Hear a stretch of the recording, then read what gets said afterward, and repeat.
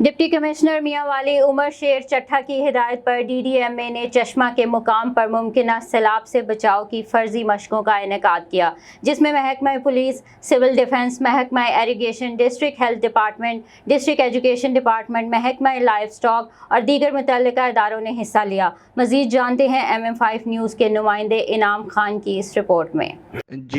فرضی مشقوں کا انعقاد کا مقصد متعلقہ اداروں کے مابین باہمی رابط، سیلاب سے بچاؤ کی تیاری اور استحقاق کا جائزہ لینا تھا۔ اس موقع پر ڈسٹرکٹ ایمرجنسی آفیسر انجینئر نوید اقبال نے مہمان خصوصی ایڈیشنل ڈپٹی کمشنر ریونیو عثمان علی کو بریفنگ دیتے ہوئے بتایا کہ متعلقہ اداروں کے مابین مضبوط رابط اور بر وقت رسپانس سے کسی بھی سیلابی صورتحال میں قیمتی جانوں کو ضیاع سے بچایا جا سکتا ہے۔ انہوں نے بتایا کہ ریسکیو 1122 مونسون کے دوران کسی بھی سیلابی صورتحال سے نبرد آزما ہونے کے لیے 24 گھنٹے الرٹ رہے گی۔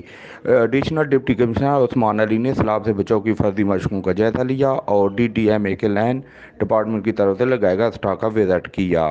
انہوں نے ریسکیو 1122 اور دیگر کارکنوں کارکردگی کو سراہتے ہوئے کہا کہ ریسکیو 1122 اور ریسکیو رضاکار عوام الناس کی قیمتی جانوں اور ان کے مال کو بچا کر ایک اہم اور عظیم قومی فریضہ سر انجام دے رہے ہیں۔